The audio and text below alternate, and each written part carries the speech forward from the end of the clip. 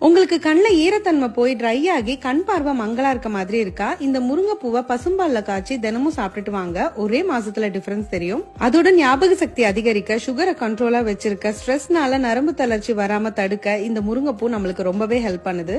நான் இன்னைக்கு முருங்கைப்பூவுல முட்டை பொரியல் செஞ்சிருக்கேன். சொரா புட்டியே அடிச்சுக்கிற அளவுக்கு டேஸ்ட் அல்டிமேட்டா இருக்கும். எப்படி பண்றதுன்னு பாக்கலாமா? இதை பண்றதுக்கு மண் சட்டில 2 டேபிள் ஸ்பூன் எண்ணெய், 1/2 டீஸ்பூன் கடுகு, சீரகம், உளுந்து, கருவேப்பிலை போட்டு தாளிச்சிட்டு ஒரு பெரிய வெங்காயத்தை சேர்த்து நல்லா வதக்குங்க.